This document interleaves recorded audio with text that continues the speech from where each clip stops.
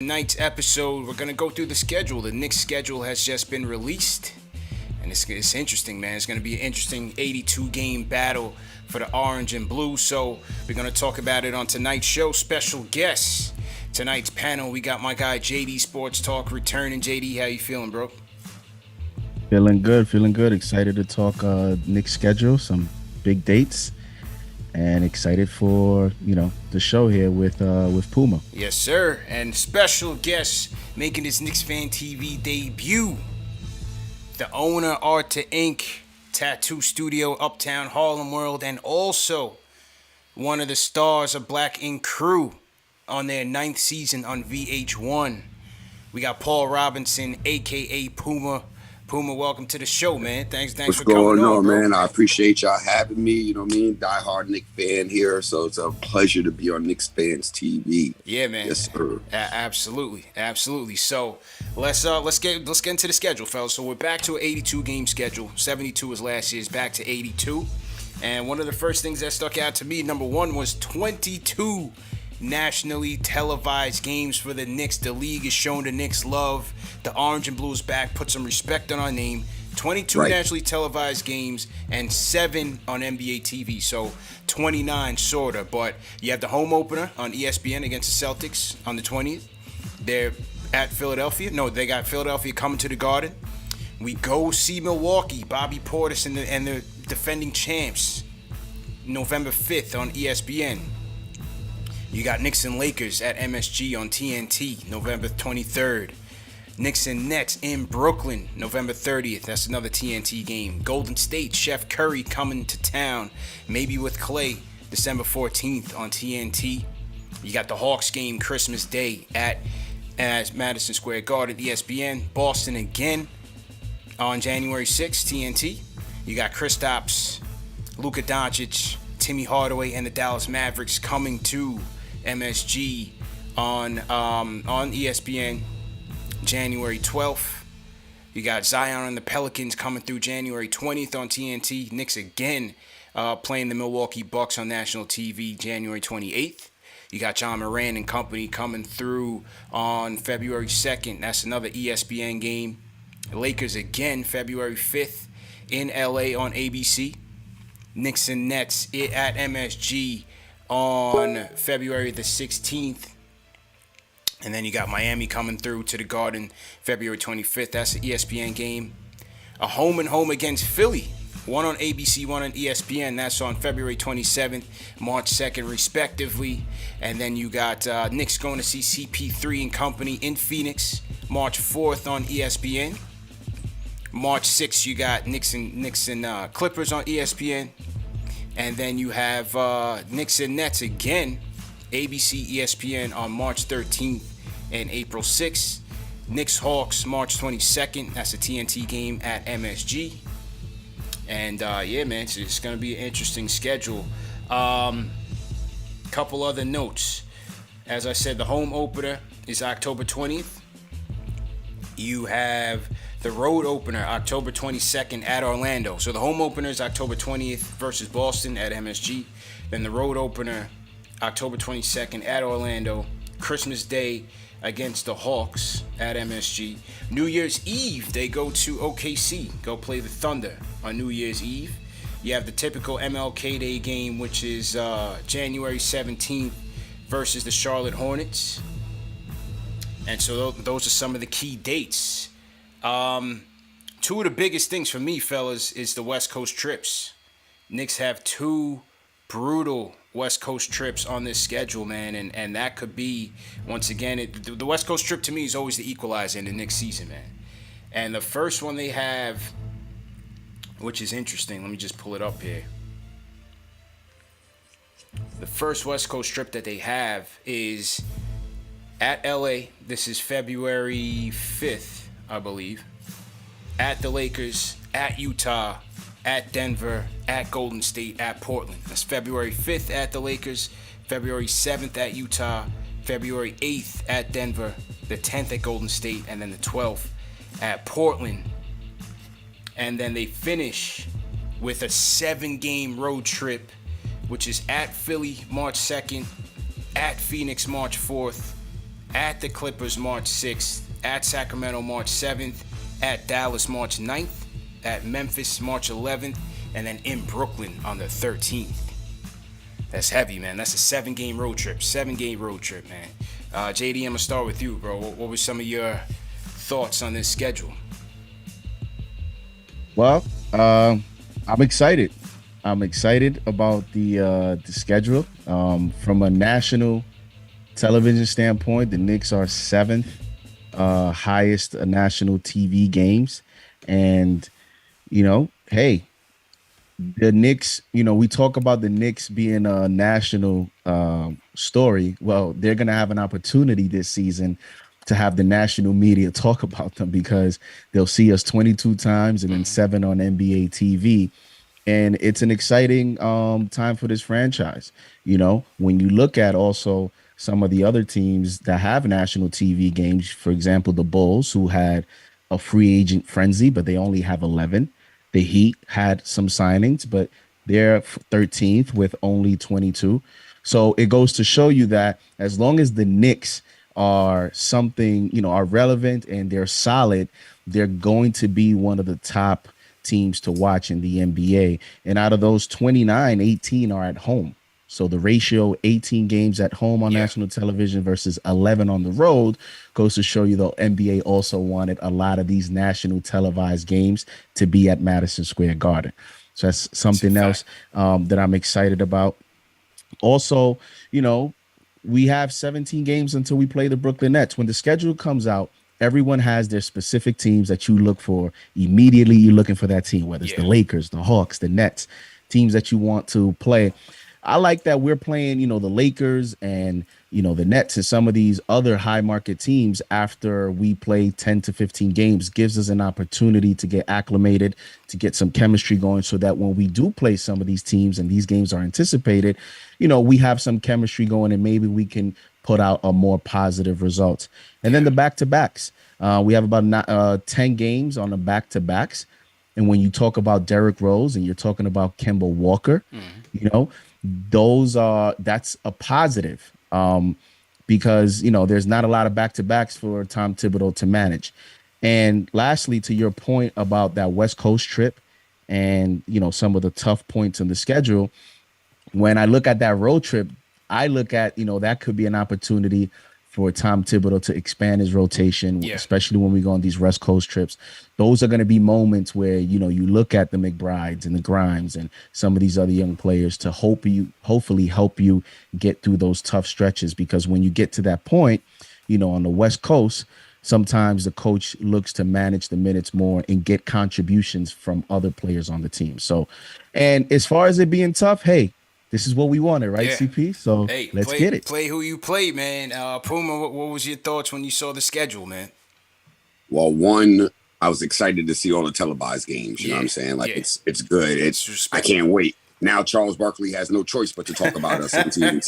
And wait, we're gonna force his hand. You know what I'm saying? Make him talk about us. Facts. But it's good to see us being televised again. You know what I'm saying? Like that's one. Mm-hmm. Two, that West Coast, man, the West Coast trips, it's gonna be heavy, bro. Like that one where it's just it's the collective, you know what I'm saying, of the elite. So I want to see what we do, but to piggyback what he said, also to see the camaraderie with the team because we have a lot of new players, a lot of good rookies, and they need to gel. The West Coast trips they usually help bring the team together. You know what I mean? That's the main thing is to make sure we can, gel and flow together because we do got a lot of new signings. A lot of young rookies, and we got to make sure it all flows. You know what I mean? True. Like everybody's very confident, but we still got to make sure it flows right.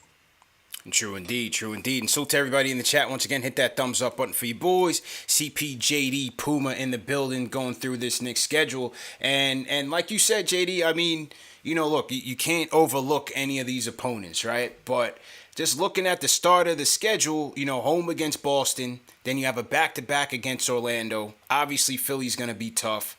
Then you're in Chicago, at New Orleans, home against Toronto, at Indiana, at the Milwaukee Bucks, and then home against the Cavs.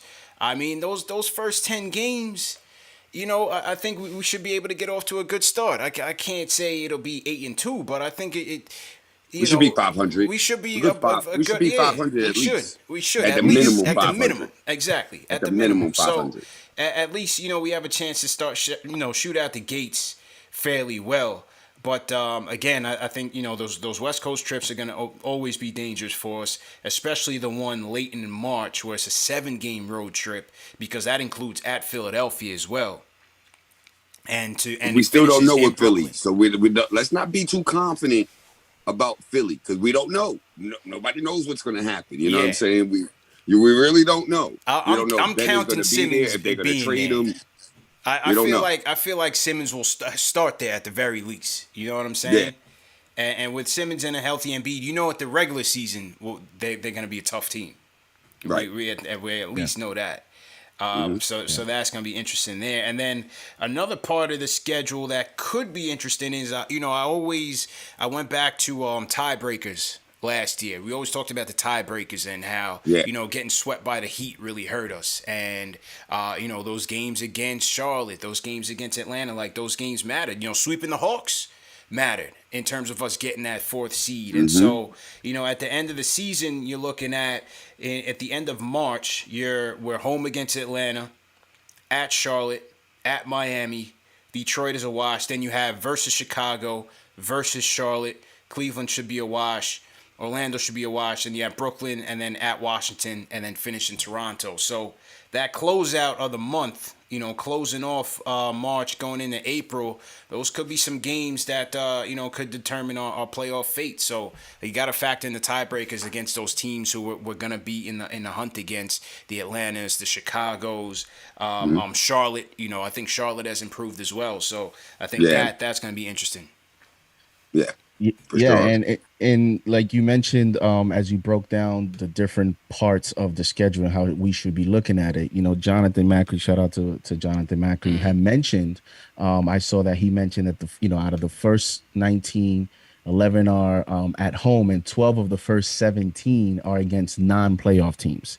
And we play Orlando, Houston, and Cleveland 5 times in the first 16 games. So when you start to break one of the first things that I think about is, like you mentioned, that first, 10 to 15 game stretch. When you look at some of these teams and then you look ahead into the West Coast trip and, the other difficult parts, I'm sorry, CP, but, there's a little bit of expectations with me, at least, for us to get off to a good start. Like, we have to take advantage of, that stretch to be able to create some early separation so that when we get to these tough stretches of the schedule, we have enough wiggle room to where if we can go, we go on a 2 or 3 game losing streak, it doesn't hurt us as much in the standings. So me personally, 2 things I always look at when the schedule comes out as a whole is the first 10 to 15 games and the last 10 to 15 games, because as you want to get off to a good start. And then if you're in the hunt, you want to finish strong, and you're looking at, possibly what teams you're playing to finish the season. So to me, when you set 8-2, hey, if we go 500, to me, I don't know if that's what I expect. At least a few games over 500 is what I would like to start the season. Yeah. True indeed, man. Let me get the phones up and running. I didn't get to the phones as yet, so hang tight 1 second. Salute to everybody in the chat. Once again, hit that thumbs up button for you boys. Let me just get the phone started up so that people can call in. 657-383-1509 is the number. Also, join us on the KnicksFanTV Discord to get your thoughts on the schedule. 2 seconds here.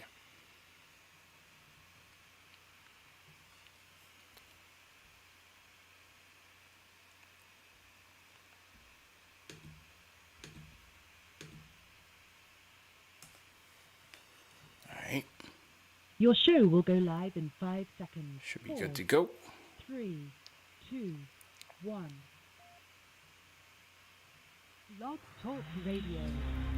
Okay, phones are up. Phone lines are up. 657-383-1509. So JD, your expectations are through the roof, man. I mean, when you're looking at this schedule, did we do record prediction? What's your record prediction here based on this early schedule release? Last time we were they pressed us, the caller. I said 49, and today I'm gonna say 51. I'm gonna go two. Ooh, I'm gonna my go two man's more. feeling spicy tonight, Puma. I Yeah. see. He's feeling I good see. right now, man. The Hey, confidence is listen. very high. Yeah. Yes. I mean, listen. I just think that if we're going to continue to project, and Tom Thibodeau was able to do that job with last year's roster, and I think we can all agree that if healthy, this team has improved dramatically. And the reason, and it could surprise many, and I know people look at it from a grand scheme of things, and they want to compare us to the other elites, but we have to put into perspective that some of these other teams, like the Miami Heat, for example, the Los Angeles Lakers, although they are not in the East, but there's a lot of these veteran teams that once they are in the playoffs, teams look to rest some of these players. So to me, Tom Thibodeau is going to play every game to win. Whereas you're Yeah. going to see some, even the Sixers, you're going to see the Heat with Jimmy Butler, Kyle Lowry. Like these guys are getting up there. These teams are more interested in just getting to the playoffs and then we figure it out then. Whereas Tom Thibodeau has proven he doesn't think that way. He coaches every single game to Yeah. win. So I think we'll be able to steal a few games while other teams are worrying about load management. The only player on this team that we should be worried about load managing is Kemba Walker. And I personally believe that he's going to play a lot if he's healthy. I think Thibodeau will play him more than what people are projecting. I hear a lot of 22 to 24 minutes. I think he's going to get close to 28 to 30 if he's healthy. So that's how I'm looking at it. I'm putting a little perspective to it. And again, you got a strong draft, so we think. Let's see what happened in preseason, and Julius Randle. Another year into this system, and I mean, we keep talking about nobody wants to trade RJ. Everybody loves RJ, and I'm looking at it like this is year 3. Let's go, RJ. Lead us to more wins. So I'm looking at everything, and I'm looking at a step up from that, and to me, that's going to lead to 50 to 51 wins. Puma, how you feeling, man? What's your record I'm not gonna prediction? lie, I was leaning more towards like 45, 48. Okay. But what he just said, I sold you, Puma. you sold me for the 50 because yo, man, those Tibbs moments, you know what I'm saying? The defense in them fourth quarters where, teams are just like, let's rest Yeah. and Yeah. chill. And then next thing you know, we catch that little, those sneaky wins. Yeah. So maybe a 50 can come, but I just want to see what we do once it comes to seeding because the East Coast has definitely got a little bit tougher this year, So I There's want gonna to be a lot of see. parity, man. I don't even want to say record. I want to see where we're seeded at. You know what I'm saying? Like that's where I want to see. Are we going to be 4th again? Can we go between 4th and 5? Can we go to 3? Are we that good? 3? Can we hit that? I would like to see us hit 3. See if 3 is attainable. I think that all depends on Philly, right? Because Yeah. Milwaukee will be there. If we count everybody's being healthy, we know the Nets will be at the top. We know Milwaukee will be in the mix.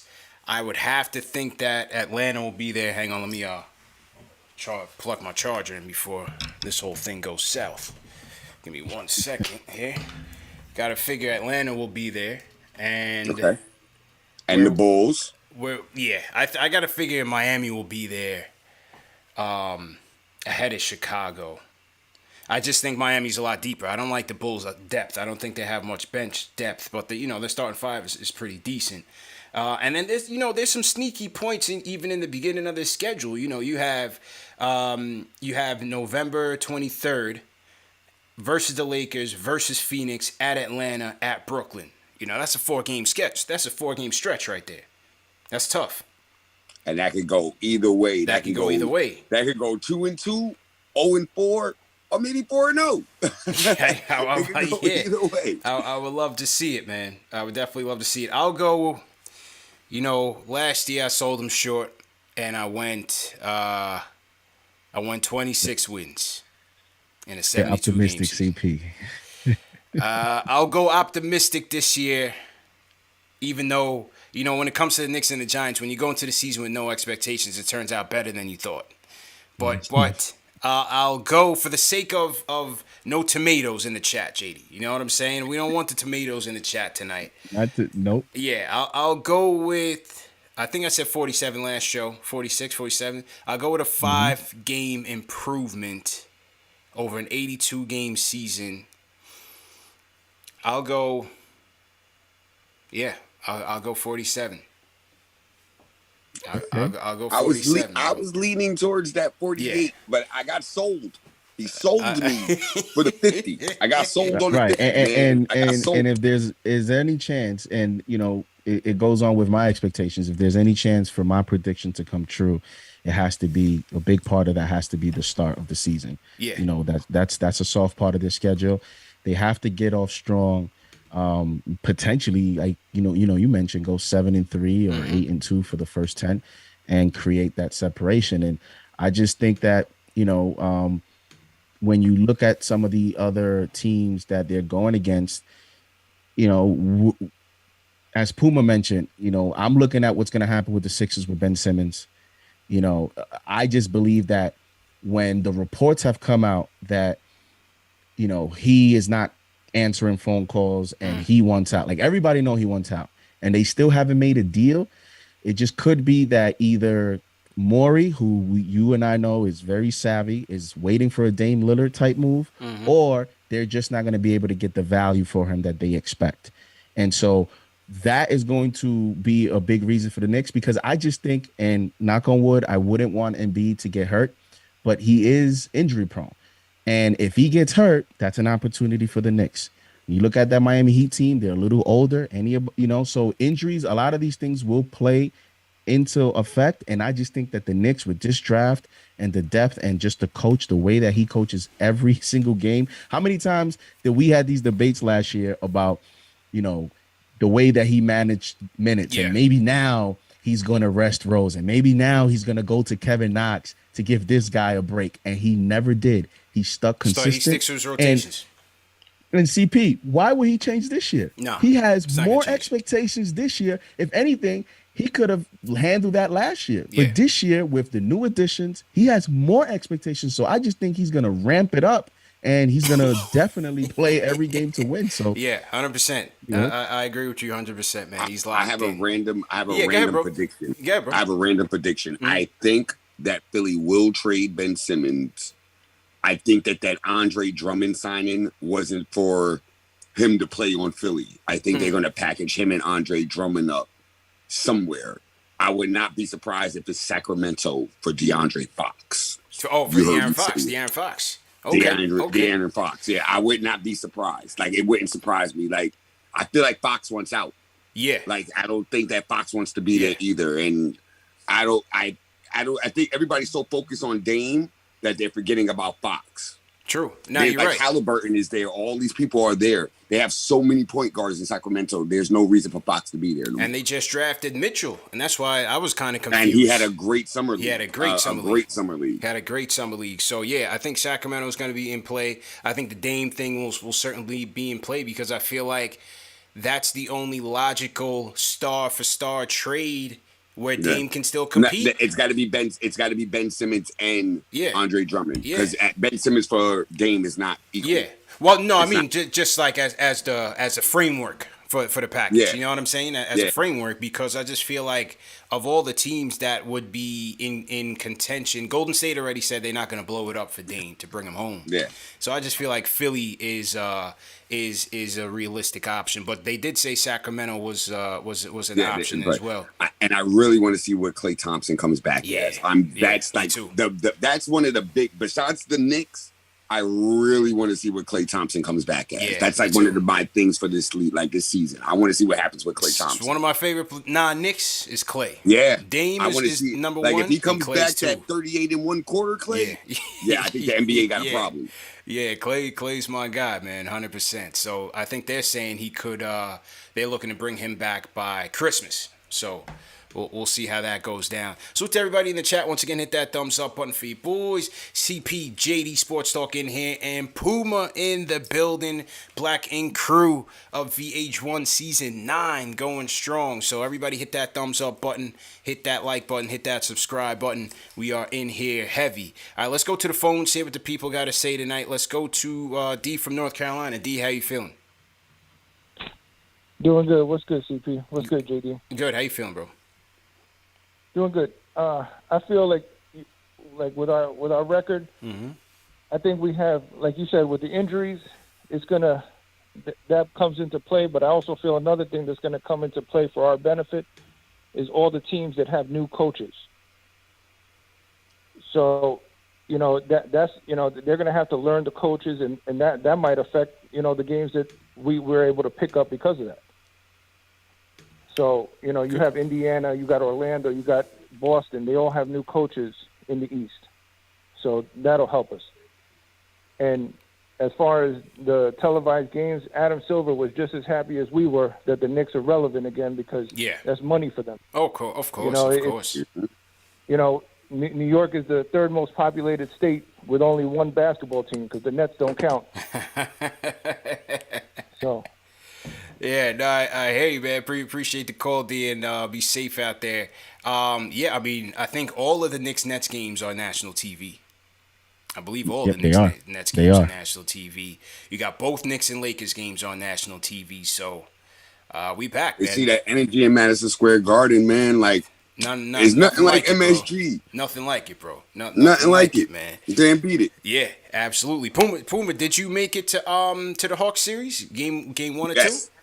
I went to every game, even in Atlanta, except game 4. That's the only one I didn't go. I went to 3 and 4. I didn't go to 5. By the time I got to 5, I went to 5. Yeah, I was burnt. I was burnt, bro. I couldn't get there.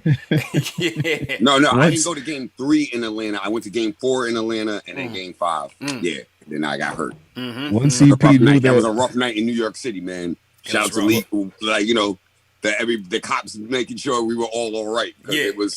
It was a bad night out there. Oh, you know what I'm saying? It was pandemonium, man. It was pandemonium, bro. Yeah. One CP knew who was the better team. He was like, yeah, that's it.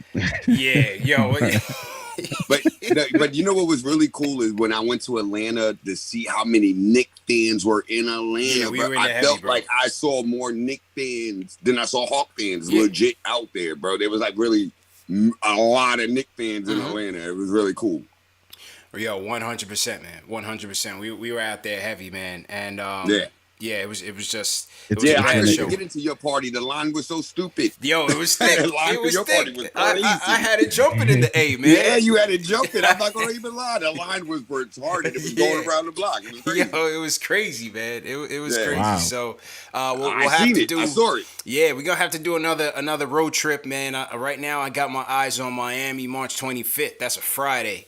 So that's what I'm looking at, Puma. We might have to go out there and holler at your boy, boy. You know, I'm always down. Yeah, I'm down for the get down. Yeah, we're gonna have to go out there and turn up, JD, man. We'll turn it into a weekend. Do a little CP Palooza. Hopefully, we kick it off with a win on the Friday, and then turn up in 305. And turn it up. Yeah, let's do it. I'm down for that. Yes. So we'll definitely look into a couple road games for sure. Another thing I wanted to point out about the national TV game is, a lot of the theme last year was about the culture. And on the national media scale, a lot of people were talking about, are the Knicks now a destination for other stars, whether it's a disgruntled star or a player that's going to be up in a few years, like a Zion or whoever you want to mention. And them being in a national stage as many times as they're going to be, next season, this is also an opportunity for the organization to get some wins on national TV, to perform well, to have another good season and build on this season and become, and actually stamp that, where now we're on national TV and now there's no disputing anything. We have something good going, and it's not going to be no more Knicks for clicks. It's actually going to be a situation now where we have leverage and we decide what player we want to pursue instead of begging or praying for certain players to become available. So that's another opportunity for this organization, this front office, and this staff to build on this season and continue to show the world that this is something that's, in the upscale. It's real deal, Big man. shout out to Leon Rose, man. Yes, He's sir. been working, baby. World Wild West, Leon Rose. Yes, I sir. appreciate y'all, man. Absolutely, They've been doing man. it, baby. They've been doing it. Another thing, real quick for the people in the chat before I forget. We got 15 minutes left before the RJ 40K giveaway list is closed. So just want to remind people, we are giving away, and Puma, if you want to sign up too, man, go ahead and sign up. We are giving away an autographed RJ Barrett basketball, signed authentic, and we got the authentication certificate. This is authentic, real deal. No Fulton Street knockoff, no Jamaica Avenue foolery. This is a real deal. This is celebrating 40,000 subscribers on YouTube, and the list is closing at 9 p.m. people. So go to KnicksFanTV.com and sign up. And because we're gonna announce the winner at about 9:10 p.m. Eastern time. All right, we're gonna announce the winner of the autographed RJ Barrett basketball at about 9:10. So make sure you guys sign up if you haven't already.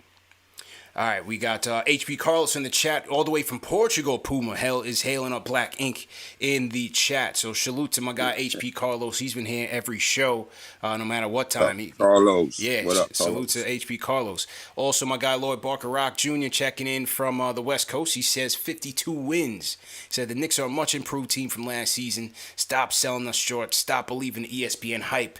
The Knicks are back. Right. So Lloyd's going 52. Okay, all right. I don't know. I don't know, Lloyd. It's not the Kellerman in me, man. Trust me, man. I said 47. I said 46, 47. So I mean, I'm thinking about like this. This is like my whole thought process of what I've thought about it, right? Kemba Walker, Peyton. Kemba's a little bit, as long as he plays defense. Reggie Bullock, Evan Fournier. Fournier's a much better player. Yeah. So we've improved our roster. We definitely drafted great. We should get at least 50. It's 82 games. We should hit 50. We should. I think you see the expectations? Expectations, baby. Expectations to the roof right now, man. I'm telling you, you make that 4 seed is real. IQ in Summer League, man. Come on. IQ in Summer League. Him and Toppin, they were giving me everybody saw the rookies, but IQ and Toppin, they were giving me. I'm believing in our bench. I feel like our bench is going to win us a lot of games. Yeah, I'm feeling good. 50. Yeah, I'm going with the 50. I'm with you 100%, bro. I think the bench was our strength last year. I thought it was one of the best benches in the league, especially once Rose got there. And now you're having a second year with Rose, IQ, Burks. I love that 3-headed guard monster. Now you factor in OB year 2. And then you're going to go, hopefully you have a healthy Mitch that gives you Noel for rim protection, or you put Taj in for extra offense. I like it, man. I like the Sims kid. Sims kid. He's high flying. I like Sims too, but Sims is gonna be on a 2-way. So I think the big man rotation is kind of locked up right now, where I only see Sims really getting in, during injury. Someone that gets COVID or somebody goes down, because I think Taj is gonna be your third string backup. Noel will be second, and then hopefully Mitch year 4 has something to say, man. Mitch already put it out there on Twitter. He's trying to get Defensive Player of the Year. So, expectations, as you said, JD, I'm hoping for a big year from the Block Nest Monster, man, because we need him. Definitely need him. Yeah, you see a lot of his campaigning already on Twitter. He's had more than a few tweets alluding, the first one was when he was giving credit to the coaching staff working with him. And then the follow-up was about, aiming for Defensive Player of the Year. He also had another tweet a day or two ago. There was a thread about that was the tweet, and there was another one. So, he's more active now. I think he realizes what that indicates to me is that he's realizing that this is it. This is a big moment for him. It's a contract year for him personally, but also for the team. He's here. He understands that the Knicks fans it's a very knowledgeable fan base. And putting aside his contract year, just evaluating him individually, he needs to step it up for Knicks fans this season because there's been a lot of ups and downs. Put a little weight on. He's a lot stronger. So I'm excited to see him, as he is a lot stronger, I'm excited to see some of these one-on-one matchups with Joel Embiid, with a Turner or Sabonis with the Pacers. Some of these other elite big men. He's going to get that assignment. So I'm excited to see how he responds to that. And when you looked at the contract that Robert Williams from the Boston Celtics got, $54 million, I'm sure he was smiling. And we'll see what happens. But at the end of the day, if he plays well, we'll see what happens. And I'm looking forward to him making the Knicks think about re-signing him. Make it a tough decision. It's a good problem to have.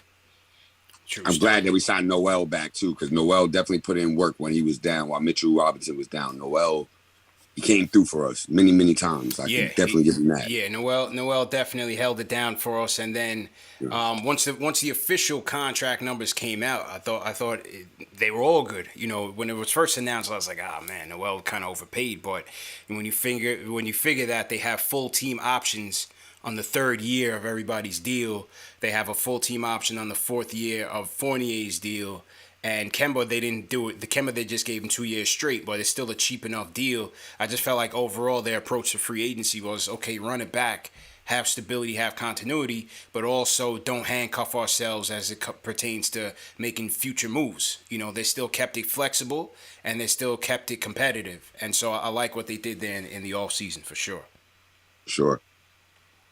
We did good. We did good. Yep. Salute to everybody in the chat. Once again, hit that thumbs up button for you boys. I want to shout out Weasel the Misfit for the super chat. He says, CP, keep Phoenix on your radar for the road games. Knicks out here in March, my B-Day weekend. Shout out my guy Weasel. Yeah, I heard. I know Puma. I don't know if you partied out in Phoenix or you've been out in Phoenix before. I just did. Actually, recently it was hotter than a mug, but I had a good time. It was hot.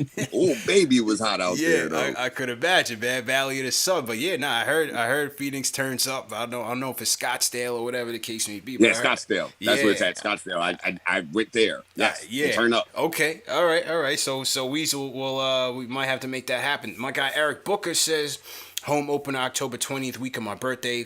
Let's go. And he says 51-31. So Eric Booker is on the 51 train. He says 51-31 and a top 4 seed finish in the East. All right, so shout out my guy Eric Booker, man. Shout out my guy Eric Booker. All right, let's go back to the phones. We go. Angel from Philly. Angel, how you feeling, bro? Yo, what's good? CP, how you JD, feeling, Puma, what's good, fellas? What's good, bro? I'm good. My birthday on Thursday, man. I'm getting excited. I feel great. Everybody be careful out there. That virus is still out there. Yeah, 100%. And first thing first, man, hit that thumbs up for y'all boys, man. Mm-hmm. And hey, listen, JD, I think I was the one that told you, if you're gonna go to 49 wins, man, you gotta go to 50, man. And I think you were the guy. You were the one. To get over 50 wins. Yep. But credit to you, hey, bro. listen, guys. When you look at this team, the reason why I say we're gonna get 50 wins is because of this, right? Now that we showed everybody that we brought back not only the same team, but it ain't gonna be an easy game where you come to New York and you just think that you're gonna get an easy win. You're gonna have to earn it, right? So when you look at the schedule, we got Orlando 3 times in the first 15 games. You gotta beat them all 3 times. Yeah. You got Cleveland twice. Early in the first 20 games. You got to beat Cleveland. You got to beat teams that you're supposed to beat. Obviously, with just having Kemba Walker, we're not going to be having, all these games where we're down double digits and then the bench brings us back into the game, So I think with having Kemba Walker, it just changes everything. Even if it's just, him playing 50, 60, 70 games, it's just going to change our team completely. And I think we're a lot deeper this year than we were last year. The way that we drafted really well. I don't think anybody expected the Knicks to draft really well, but they did. Mm-hmm. And I'm comfortable in saying that if Kemba, gets hurt or Derrick Rose has to sit out for a couple games, you could play these young guys, man. They're hungry. They want it. And that's what we want. We got to play hard. And obviously you're not going to win every game, but this is New York, man. This is our city. I don't care what anyone says. Rest in peace, Max Kellerman, because we know you're done on ESPN First Take. But listen, man, I just feel good about this team. And, obviously, It's just one day at a time. I think Obi's going to be great also. Yeah. And, you just, with the team that we have, bro, I just, I don't see us winning no less than 47 games, but I just think we're getting 50 because we're way better last year. Because even if you look at Chicago or Charlotte, we're better than these teams. They might have the better point guards, but we're better than these teams overall. And a lot of these teams that got, had a big free agency, they haven't had a full season to play together yet. But we have that continuity, and who plays defense like the Knicks? Nobody. That's just how I feel. But, as always, fellas, thanks for taking my call, guys. I appreciate it. And CP, man, big shout out to you for getting Evan Fournier, on the show as well. So definitely gotta give you some love. And y'all have a good night, y'all. Peace. You too, man. Peace, Angel. Happy Peace, birthday, peace. too. Yeah, happy birthday in advance, man. Shout out to Angel, everybody in the chat. Hail up Angel for his birthday. Calls in here every day. Big time fan of the show, Puma. Never misses a show. Word. So shout out to Angel for sure, man. Yeah, he had some good points, too, man. Yeah. I felt them. Yeah. Word. Absolutely. Marky B in the chat. Yes, this is live. We are live. What's going on? So to everybody in the chat, once again, hit that thumbs up button for your boys. CPJD Puma here in the building, talking about this Knicks schedule. Couple other random notes, news and notes. A couple other signings to the roster that the Knicks made official. They signed Amir Sims off the Summer League team. So Amir Sims will he gets a Exhibit 10 contract. And what the Exhibit 10 contract essentially means is that if he doesn't make the team out of training camp, it basically guarantees him a spot on the G League team, and he'll make a league minimum. I forgot what that number was, but I think ultimately his final destination will be with Westchester. They also signed MJ Walker, JD, who played a little bit in Summer League, played more than Sims and played fairly well, especially on the defensive end. MJ Walker out of Florida State, he'll get a deal, and I believe it'll be the similar Exhibit 10, and he'll end up in Westchester as well. And then Dwayne Bacon's contract was announced. Dwayne Bacon's is a non-guaranteed contract, so we were wondering what the case was going to be with him, whether it was going to be guaranteed and that they were going to make additional roster moves. But Bacon's contract is non-guaranteed, so it's a training camp invite basically, and we'll see where it goes. So I think he'll be on a long stretch, on a long haul to make the team, to the point where they'll have to, forced to make any cuts. But ultimately, probably another Kid Gilchrist type thing where you signed him and people thought one thing because of the Kentucky thing, and then it was just an invite. Yeah, just an invite. So we'll see there. But they're able to bring 20 players in total to training camp, and training camp starts September 28th. So we're almost a month away, fellas, before we kick this thing right back up. Almost a month away, man. So that'll be interesting. Puma, your thoughts on just the way the offseason went, man, between the draft picks, free agency, getting Kemba, getting Fournier, keeping some of the guys, Rose, Burks, Noel. How'd you feel about it as a Knicks fan? How'd you feel how the offseason went? I mean, you saw all the big signings, and, of course, as a Knicks fan, we sit back and we wait.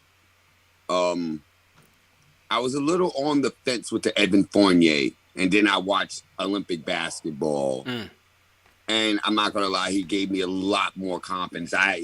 His Boston, when he got to Boston, it was horrible. But then I also remember he had COVID. Yeah, so that's right. That that definitely throws you off fatigue wise and everything. But then watching him in USA basketball with France, he was killing it. Playing great defense, a good hustle. So it gave me a lot of confidence for him coming into the season.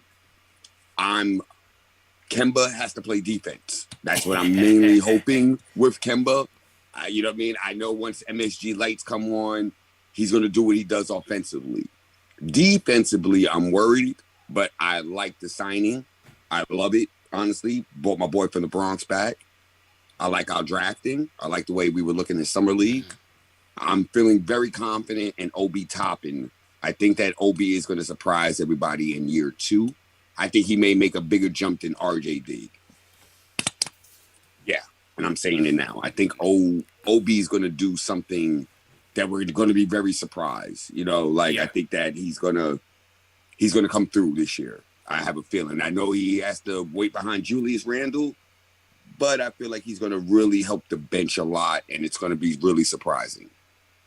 Yeah, I think Obi he will. Toppin. You remember me saying it? I think he will. I think Obi will take a step. The summer league, all first team all summer league. Shout out to Obi. Yeah.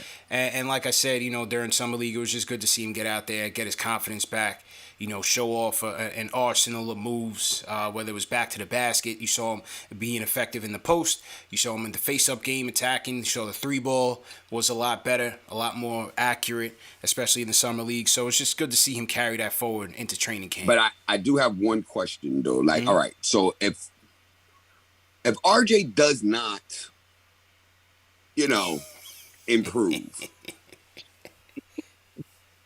what do we do? You know what I'm saying? Like, I feel like we're kind of holding on to him for, the Zion thing, but what do we do? You know what I'm saying? Like, I love you, RJ. Like, I love you, but there's got to be just another, when you see these Ja Morants and these Lukas and everybody, and they're making that other jump, we're waiting for it. And we want to know what happens. And if he doesn't, then what do we do? I mean, look, I think in 2 years, we've seen a big jump from the rookie year to sophomore year. We saw a jump in his three-point shooting, obviously was off the charts, and his free throw shooting as well. He's just got to continue to work on his game. He just has to continue to work on his game. The one thing for sure is that he's a workhorse. And, look, 17 points per game. What was he at? 17 and 6, 17 and 7. He's a plus defender. I think he brings a lot to this team as a role player right now.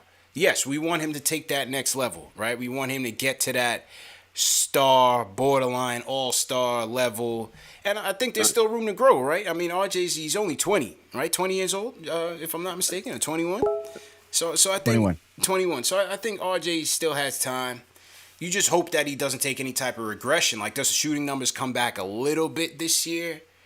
Maybe, but I just want to see, most importantly, I want to see how does his game evolve. Like, can he shoot off the dribble a little bit? That was the one area of his game that was quite deficient. Can he finish a bit better at the rim? We know how strong he is. We know he can get to the rim at will. Can he finish better?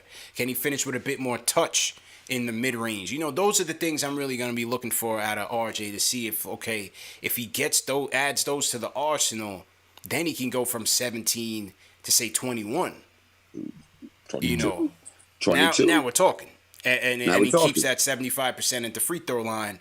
Now we're talking. We're getting there. So I think he can get it, man. I'm confident. I'm optimistic about RJ year 3. I know JD is as well, man. Yeah, I'm optimistic. What I'm looking at is, I know a lot of fans are, it just depends on how you project what year 3 is going to mean. Like, how are we going to evaluate the quote unquote jump? Like, what does that mean? Does that mean if he goes, from 17 to 21, that's the jump? What if he stays at 17 and, like you mentioned, his percentages dip a little bit because he shot 40% from 3? That's like what the Kyle Korvers and like these other guys that get a lot of praise, like that's the percentage that these guys shoot. I know he only shot 4 attempts as compared to some of these other, but RJ was a guy that, shot 32% from 3 his rookie year. A lot of people thought it would take him more than year 2 to make those improvements from an efficiency standpoint. So he's already there. We're hoping that he can, build off that. But what if he stays around 17, but he gets better defensively? Like, what if he's taking these defensive assignments? We don't have Reggie Bullock anymore. That's right. And we didn't add Trey Murphy. So who is our wing defender? That's going to be RJ. So what if with Kemba here and Randall here, right, you have more scoring. And Fournier. You can't forget that. I think those guys may take away touches from him again this year. Right. So when you start to really break it down, you got, you can make a case that RJ's the 4th option. Yeah. Because you're going to go what? Randall, Kemba, Fournier is going to shoot them threes. He's going to shoot and handle. Yeah. And then once Tibbs goes to the bench, quickly got the green light. Yeah. And then Rose. Right. Rose is going to be aggressive. So to me, the way that I'm projecting his jump is defensively, is him maintaining his shooting efficiency, and also him showing that he can finish games. He had a great season last year, but you remember, CP, there were moments in the season where Thibodeau didn't go to him in the fourth. He didn't and trust you his were on shooting. your post-game show, Yeah. we were wondering what was going on. So if he can do that, if he can prove that he can finish games, he can elevate defensively, and he can continue to hit the open shot, to me, that's a great season. Yes, I want him to be a superstar and I want him to be all that, but I'm just also looking at the other options that the team has right now. And I don't know that he's going to jump a Kemba and be the number 2 option on this team. If Kemba's healthy, Kemba is He's more going to dominate. of a He's going to dominate the ball. He's going to dominate the ball. Kemba, Yeah. this is his homecoming. Yeah, So 100%. Kemba, and here the last point I want to make is, again, with the national televised schedule, the Knicks have an opportunity here to potentially get 2 All-Stars in the All-Star game, because we're going to be on national TV more. So let's say a Kemba or, even RJ, if he elevates, or Fournier, like there's going to be an opportunity for someone in addition to Randall, if we're winning and if we're playing well on the national on these national TV games, for another Knick to potentially make the All-Star. I mean, hey, if I'm projecting 50 wins, that means that somebody else after Randall will be playing at an All-Star level. Yeah. So, yeah, I'm tempering a little bit of expectation. I'm just putting perspective in what that quote-unquote jump means. And for me, that's what it means. True indeed. So to everybody in the chat, once again, hit that thumbs up button for you boys. Climbing up to 1,000 in the chat. CP, JD, the Sports Talk in here, and Puma in here. Black Ink Crew, salute. If you guys are new in the chat, type in hashtag new in the chat, and we'll shout you guys out. Just wrapping on the season schedule, and yeah, man, just getting it in. Let's go to the West Coast here for my guy Abdul in the building. Abdul, how you feeling, man? Yo, feeling good, my brother. Hope you guys can hear me, man. First and foremost, major shout out to every single last one of you guys. Go ahead and hit that thumbs up for the squad. I do have a few points, man. I had to sneak into the office. The kids outside wanted me to play kickball, but I'm listening to KnicksFanTV. That's first and foremost. So first couple of points I have, man. I'm fired up, man. Super excited to have Kemba back, right? So we already know what Kemba is. I'm just excited for him just to step into that guarding role and really just be the guard that he's always been throughout the season. I think that's going to be a big step for us moving forward. We know his defense is not going to be 100% top-notch, but we have to be grateful that we have more excitement coming into the guarding, right? So that's one.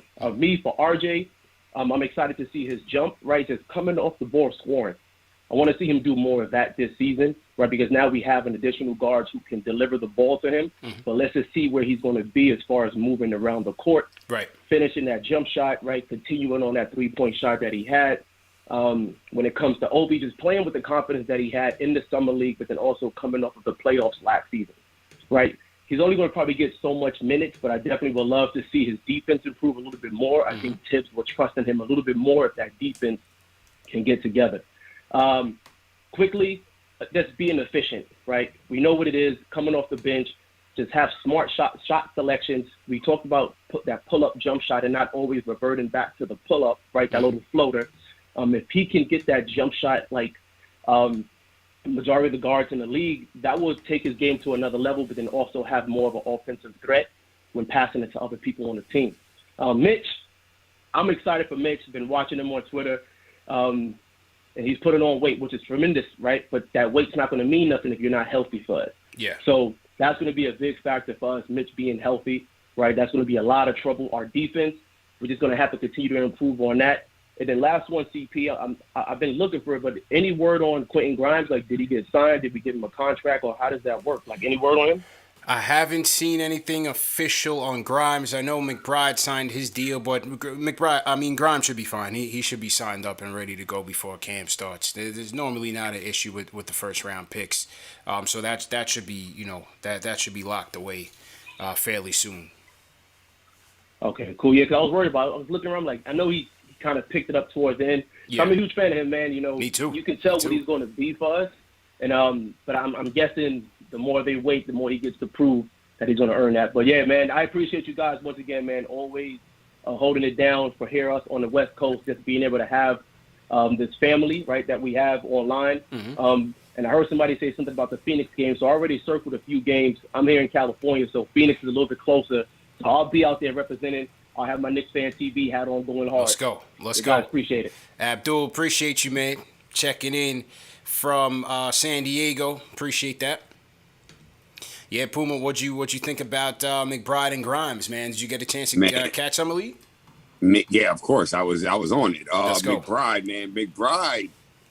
McBride surprised me, man. Even like I wasn't expecting that much of like that energy. You know what I mean? The bunnies. He got some hops too. Yeah, he that's got a some fact. bunnies That's a on him. fact, You know what man. I'm saying? Like I was surprised. And then Grimes shooting. Grimes is a sharpshooter, real low key. You know what I mean? We got we got somebody that got that shot, man. He was definitely coming off with them threes in the summer league. So I like it, man. I like what we got, man.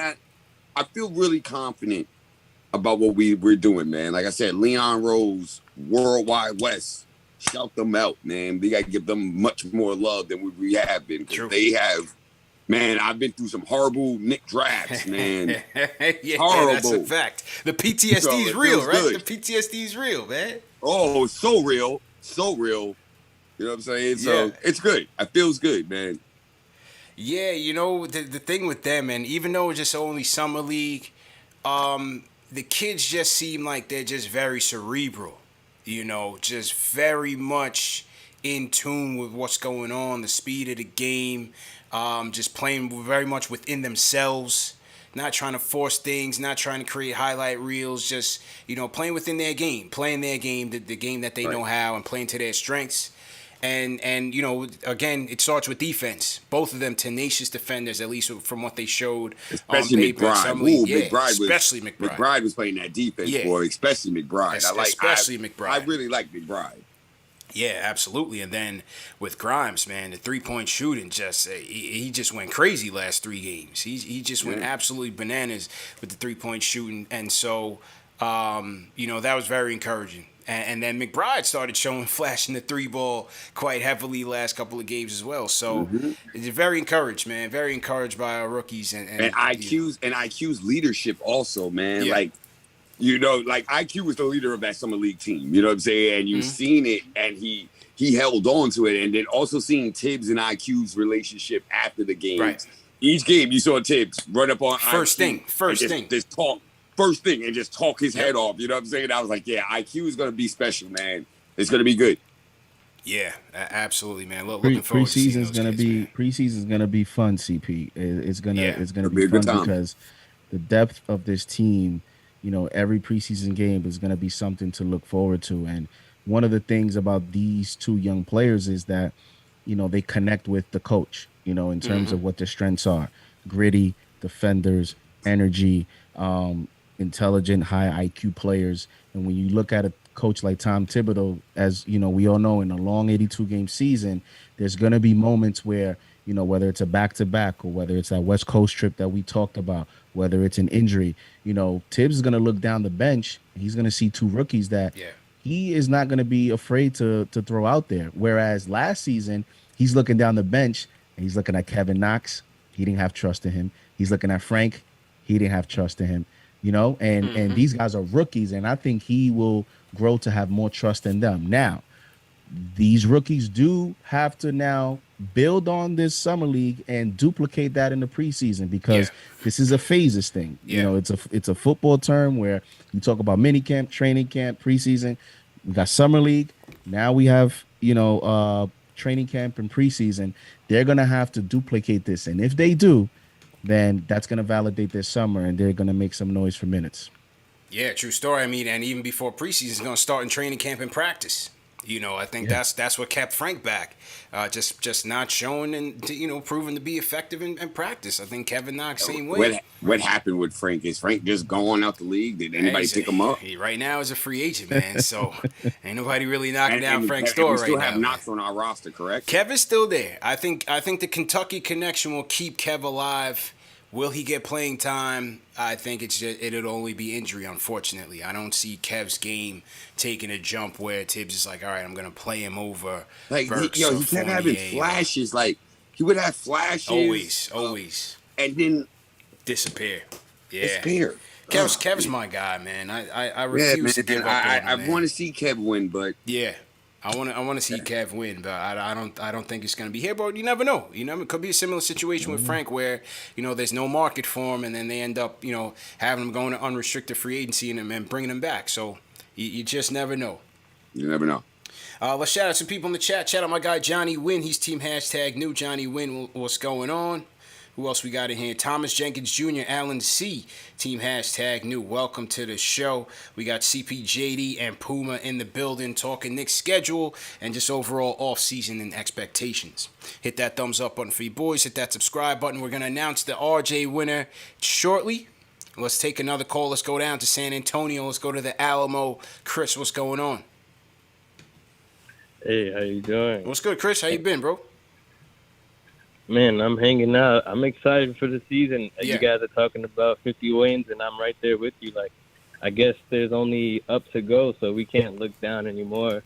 But I was interested in, I guess it's like a two-part question. You guys kind of touched on it. Mm-hmm. I like to focus on the young guys when I call in, right? So I'm thinking, kind of like JD said, the only jump to be made is on defense in my mind. Like, we replace, I guess, we replaced Peyton, and we replaced, Austin Rivers, really. We replaced Dennis Smith. We replaced a lot of guys who we didn't need, obviously, and we replaced them with a lot more talent. But I guess possibly we fell off a little bit in our defense, besides the fact we have a defensive coach and we have those bigs. But I'm wondering, outside of Randall, who I think is like extremely underrated on defense on the perimeter and in the post, and the other bigs that we have, who's the perimeter guy that we're going to now? Because JD mentioned RJ, and I think that has to be true. But yeah, right. But it has to be RJ. And then so I'm thinking that for Obi not to get 40 minutes, Randall not to get 44 minutes a game, Obi has to step up a lot on defense as well, right? So I'm wondering between, I guess I see how the draft panned out now, where they picked Grimes and McBride, because those guys are going to provide constant defensive energy and practices and stuff to make sure that our guards can't slack off on defense at all or offense. So I'm also wondering, between those young guys, McBride, Grimes, Obi, and RJ, who you think is going to make the biggest defensive leap? You said RJ, but outside of them, we have Kevin Knox, who you guys also just mentioned. Yeah. And if he's not going to get on the court for defense, like I guess he said he has some flashes. We know he can do some things with the ball, but if he's not going to be 6'9" on defense, then why not just, replace him with Frank? Because if we know anything about Frank, whether or not he makes the corner three or turns the ball over, he's going to play some defense. So can we not just switch him out? I would be more comfortable with him playing. I think the thing is that, with Kev, they're looking for his offense first and foremost. And I also feel like with Kev, the relationship is there. They don't have that relationship with Frank that they have with Kev. Nobody from this regime drafted Frank. They weren't here when Frank got drafted. At least with Kev, Perry was here, and then, the Kentucky connection, they have that. So I think maybe Kev will get a little bit more leeway than what Frank would give you. And then as far as, from the defense, I think RJ naturally, out of RJ, McBride, and Grimes, I think it'd be RJ just because he's going to get the minutes. I think Kemba's role, the guards at the point of attack, they're going to be very important. But I think when you factor in our bigs, that's where what's going to set us apart from other teams is that our bigs will be able to kind of shield the weaknesses of our guards, especially Mitch. When you talk about the way that Mitch is able to defend on the perimeter, deterrent shots, slowing down pick and roll offenses, providing rim protection, I think that'll provide us a little bit of cover from our guards, and they're, especially Kemba, and his defensive weaknesses, Fournier a little bit here and there as well. I think Mitch's presence in the lineup is going to be vital. I feel like Fournier's an underrated defender. I think Fournier has good defense. I think that we're going to be surprised by Fournier's defense. I hope so. I definitely hope so. And the thing is that no one knew this team was going to be able to play defense the way they did last year, even with the pieces that they had. So even though you may think that they would take a step back, given that they lost Bullock and Peyton, maybe not. We'll have to see what happens. We'll have to see what happens there. JD, go ahead and jump in. No, yeah, and there were moments last season, Mitch got hurt, and, we thought there was going to be a slip. Right. And, Thibodeau found a way to maintain that defensive intensity.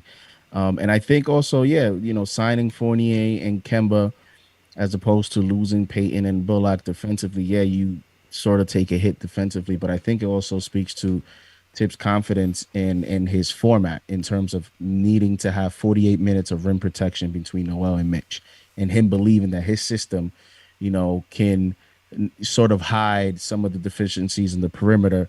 And as you mentioned, having that rim protection will help alleviate some of that. And then hopefully RJ takes that step because, last season with Peyton being 6'4" and Bullock, Tibbs was able to kind of, manage matchups in terms of, okay, I'm going to put Peyton on this guard and then Bullock on this wing or this guard.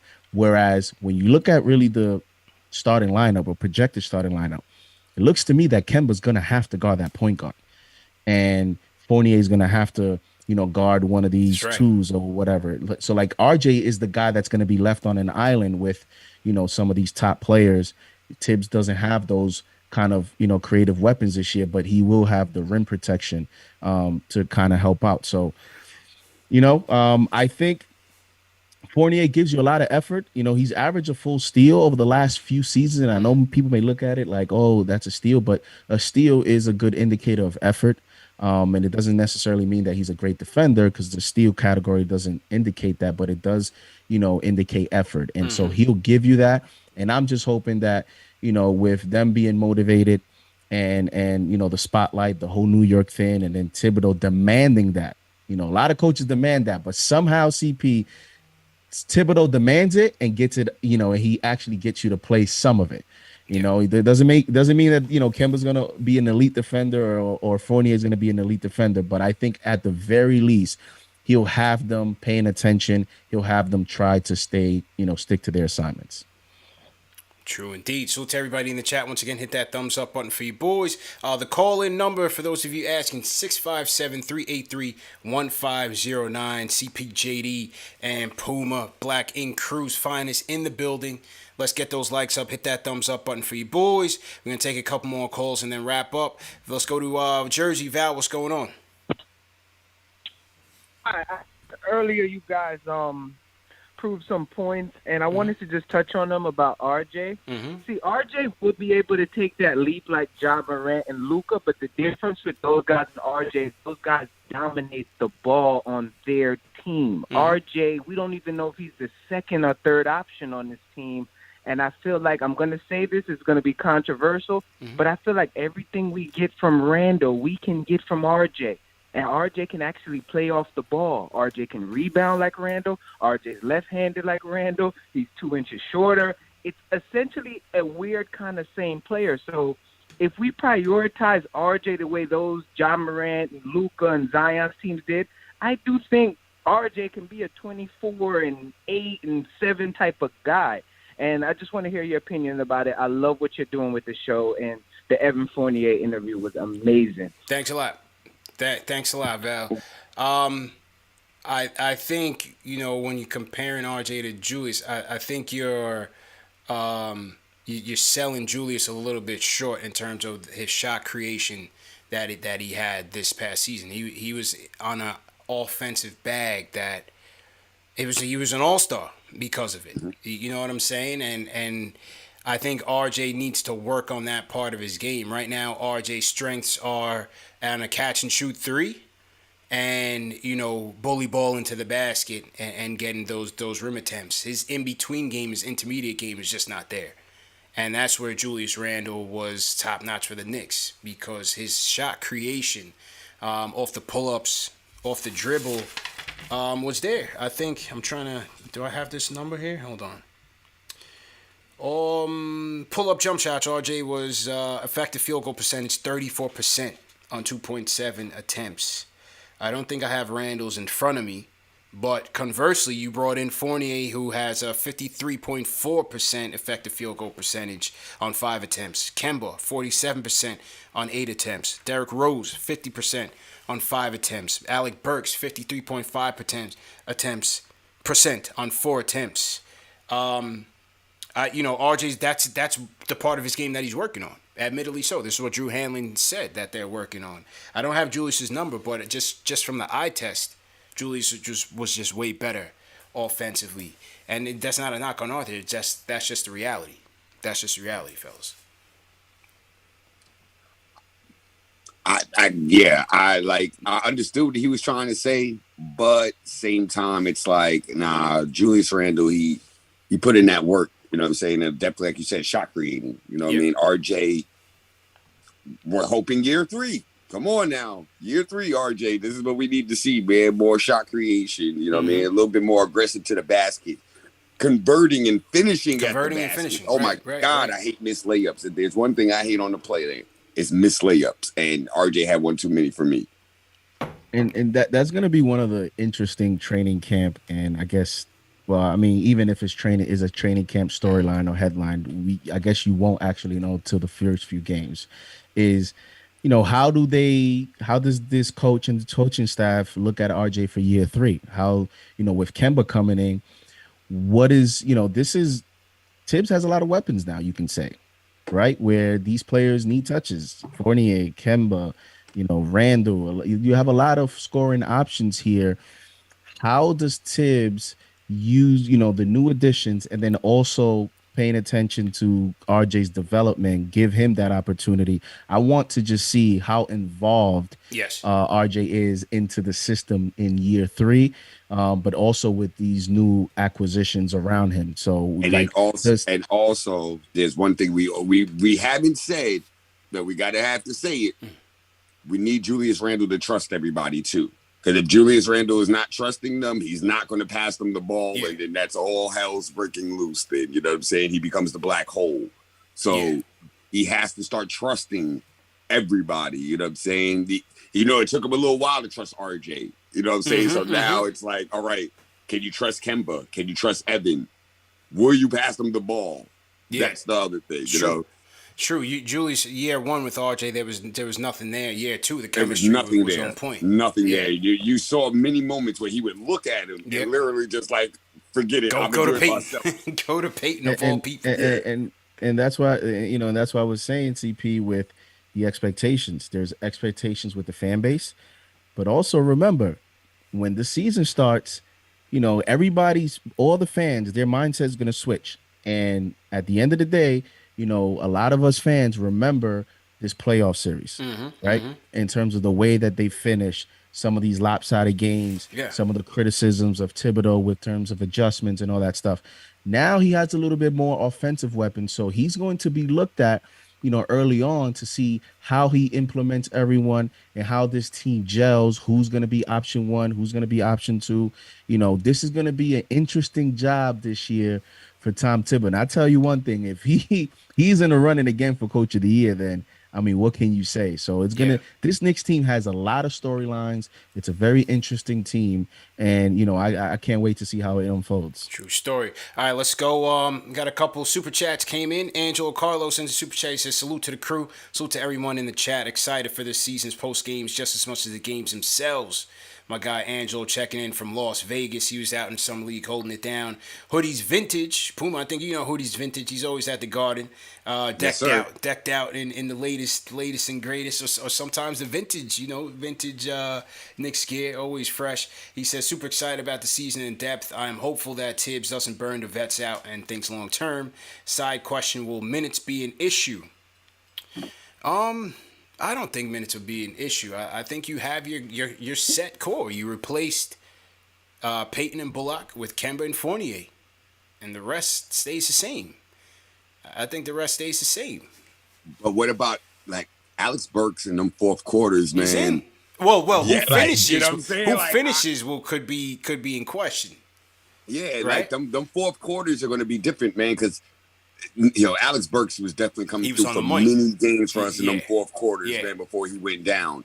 So, 100%. I'm expecting Alex Burks to be in the fourth quarter. Like, he's going to be on the court. So, that's RJ going, correct?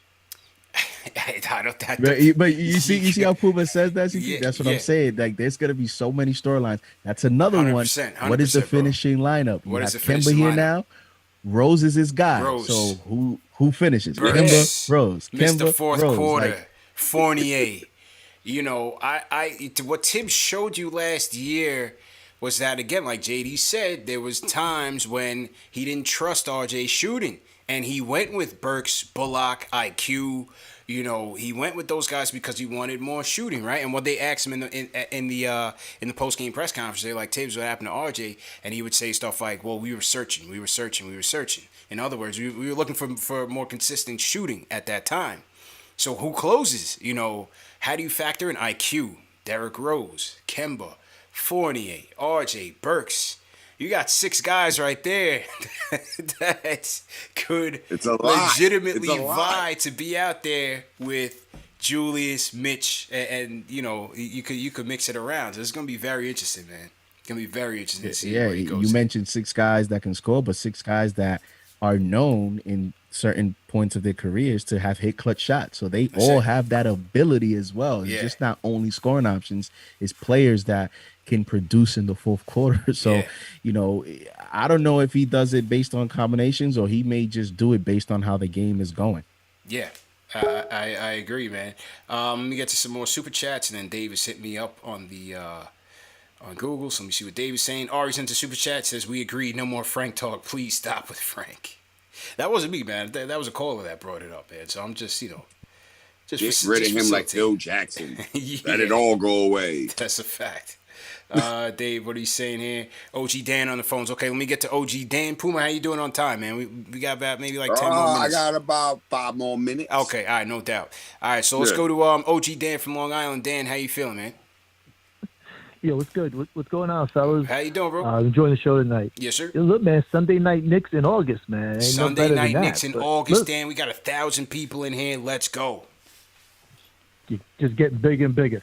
Real quick, 2 things. First of all, listen, CP, I know I joke around about him. I know you have a good professional issue with him, but I feel bad for Max Kellerman if what they're saying is true. Unless he's moving on to something better, you don't want nothing bad in nobody's career. I mean, I know I joke around with him on his Knicks hate or whatever, but I don't know if he's listening or his producers to your show, but whatever. I wish him good luck or whatever happens to him. And then the other thing I had for you fellas is this. You talk about the schedule or whatever. Can the networks flex out of those games? I see they have a lot of national games this year, right? Yeah.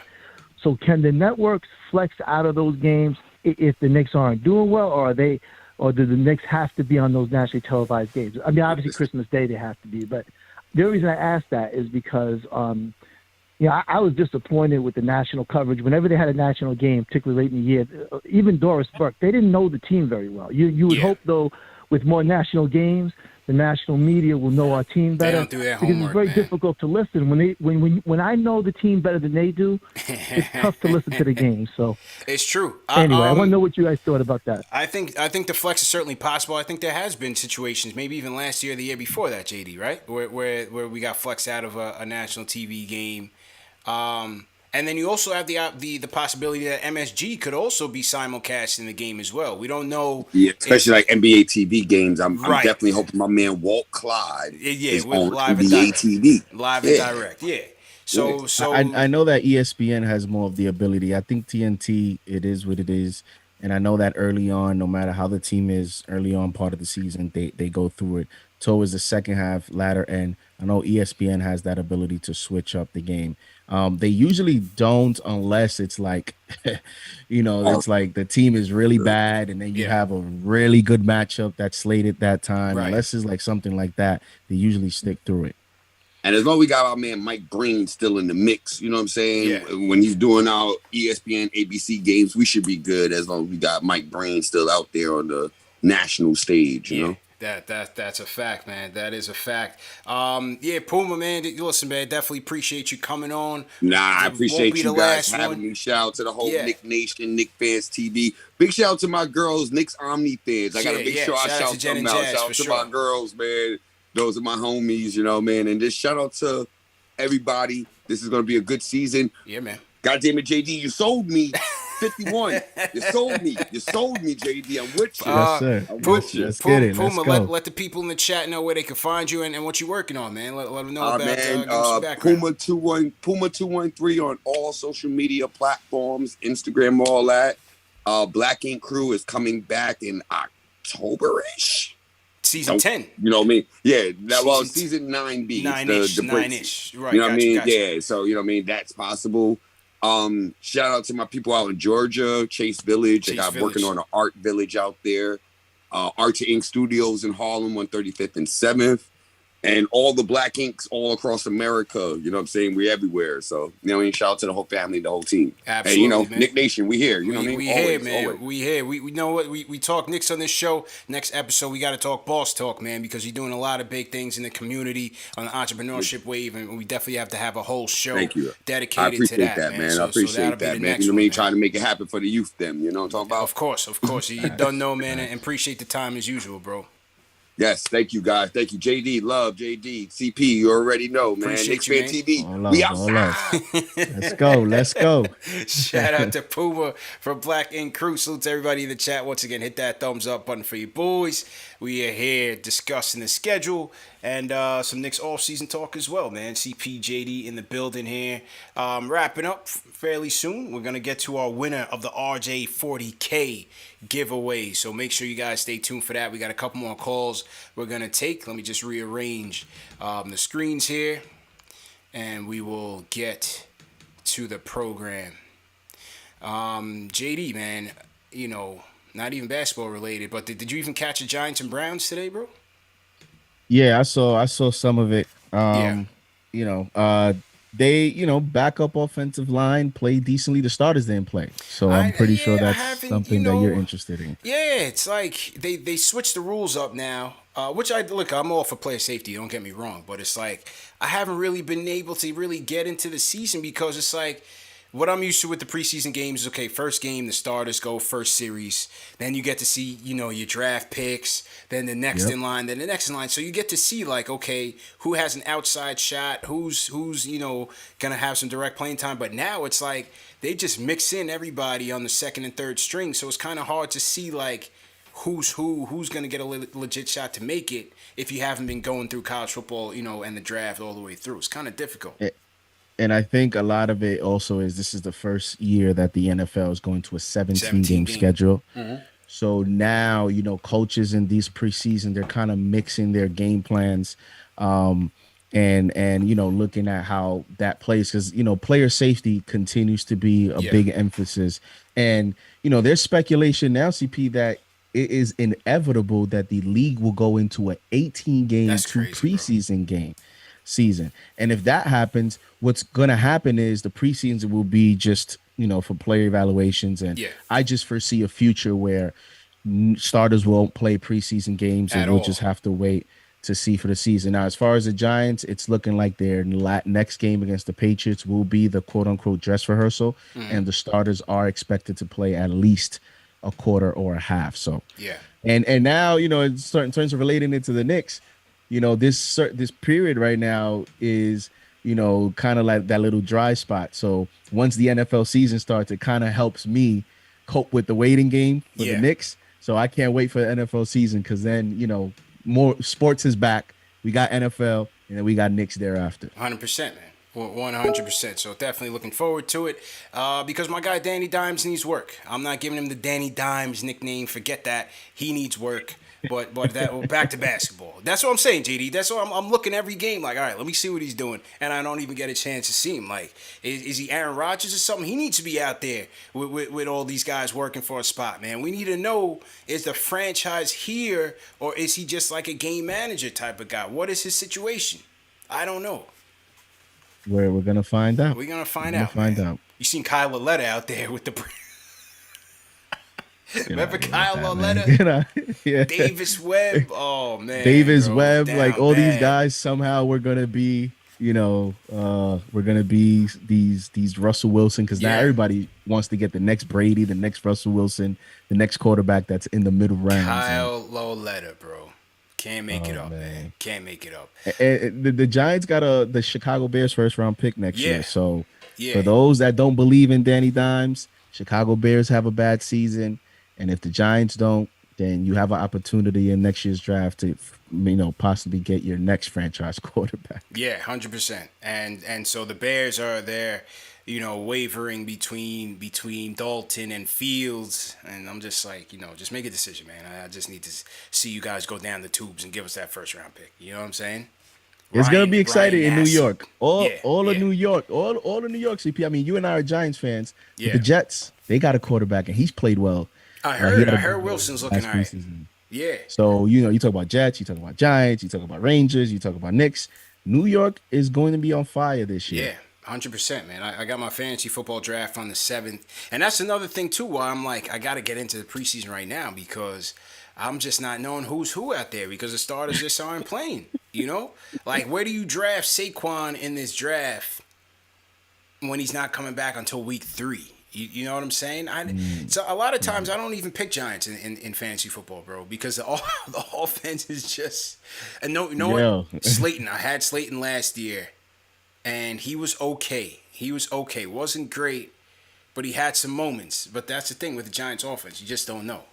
You just don't know. I'm not picking Danny Dimes or any fantasy stuff just because I just think that with their offensive line, they're just going to manage his plays, and he might be a game manager. He might be a very good one. Yeah. But I don't expect huge stats from him this year. Yeah. All right, back to basketball. A couple more calls before we wrap up. We're gonna go to Marcus, Zay, and then we're gonna wrap with Jay Boogie that closes in the building. All right, so Marcus, you up first. What's going on, bro?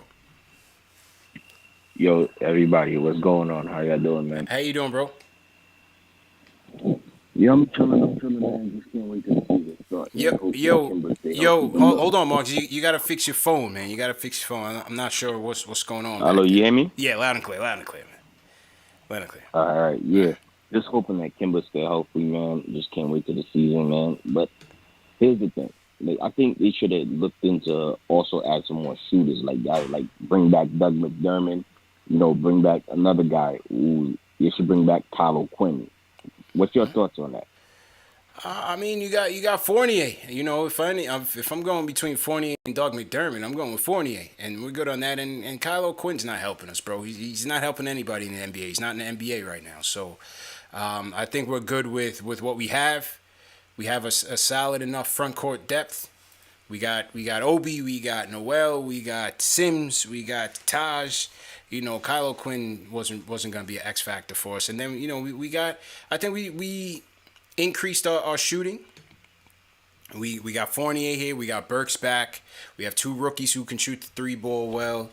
I think we did fairly well in the shooting department. Let's just see what happens. Again, RJ year 3. Will he be consistent there? Will Julius be consistent there?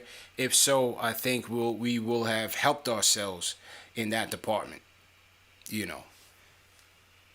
And I mean, Doug McDermott signed for $42 million. Yeah. I mean, once you get to that 40 range, give me Fournier who can create, can create and do other things on the floor. Right. I mean, listen, McBuckets had his chance here, man, and he didn't do it for me, man. So I was against any type of Doug McDermott acquisition here in free agency. But good luck to him. Usually those things don't play out either. Like the whole returning to the team. Nah. It's played out for Rose. He's been the only one. That's it, man. And you can make the case he had a little excuse the first go round because he was, coming back from those injuries and then, everything that was going on with the coach and the team and all that stuff. So other than that, nah. Give me Fournier. Marcus from Queens, so he might know Kylo Quinn. Because I'm wondering, Kylo Quinn, he's from Queens. Kylo Quinn is from Queens. Yeah. So I think there might have been an agenda there. I'm just guessing. I don't know you well, Marcus. I don't know. Maybe Quinn called him. Yeah, maybe Quinn called him. KnicksFanTV. He's in Turkey right now. Maybe he called him like, yo, throw my hat in the building. KnicksFanTV, they might have some influence, No, not Kylo Quinn, man. Not Kylo Quinn. All right, Zay from Maryland. Zay, what's going on, bro? What's going on, guys? What's How y'all good? doing? It's chilling. How you feeling, bro? Good, man. That was a good laugh. He said Kylo Quinn and Doug McDermott. I think that might be his cousin, man. I think he's thinking, KO and Doug McDermott, they had a little chemistry when they were here. A little chemistry. Yeah, I'm thinking he's missing those little backdoor passes. He's missing the back doors, but Marcus has to understand we've upped our standards now. Those are the old Knicks. Those are the lottery Knicks. You know what I'm saying? This is playoff basketball time. The tomato started flying. That's kind of what I wanted to. Yeah, that's kind of what I wanted to touch on, though, man. Like, look how far we've come, man. Yeah. Not too long ago, we were hyping up Doug McDermott and Kylo Quinn, and our team looks a lot better talent-wise. Like, this is the first time 1 through 15. Like, we really don't know where the time is going to go. We don't know who's going to get what minutes. Like, and that's a good problem to have. What that tells me is there's more to come. I feel like that's why, I think there's more to Julius Randle taking the contract that he took.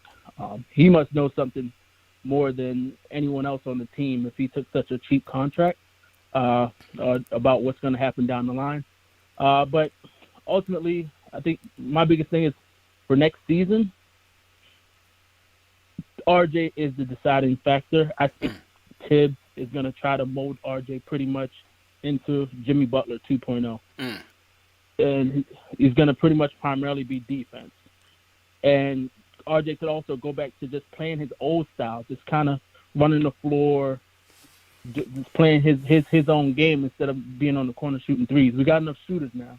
Now RJ can kind of facilitate more, if that. But our biggest outlier is RJ turning to Jimmy Butler 2.0, or not necessarily 2.0, but kind of getting into that defense first mindset. Yeah. And then also Julius has to, I don't care what happens, he has to pass first. Regardless of what, he can get his buckets later, but pass first. Let the rest of the team eat, and then he will do a lot better with his numbers. His numbers will continue to grow. If anything other than that, he's going to plateau, and people are going to be ready to get him out the door. So, I mean, that's what it is. But as far as the schedule, we good. I'm calling 50 games. 50 games for Zay. Okay. Appreciate the call, Zay. All right, so Zay's optimistic. CP, I think you're the lowest guy tonight. Win total. I said 47. I'm in the neighborhood, bro. I'm in the hood. I'm there. No, yeah, you definitely in the neighborhood, but that just speaks to, man, the expectations. Expectations. I'm telling you. I'm looking at the chat. I'm shedding a tear as I'm looking at all these names of, the caller was talking about how far we've come, and I'm looking at some of these names the chat is throwing out. Oh yeah, they throwing it back. Players. Yeah, they bringing everybody back to the barbecue. I'm seeing Greg Butler, Gerard Mustaf. Marty Collins, Ron Baker. Big Marty Collins, man. Ron Baker, the shot Norris. Baker. Oh man, he said bring back Sean Williams.